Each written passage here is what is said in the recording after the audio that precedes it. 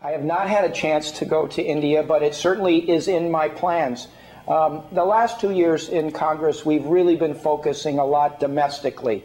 You know, here because of the recession and stopping the free fall of the economy, reversing that, and now getting small business and business generally to prosper so that people who did lose their job in the middle of that recession get back to work.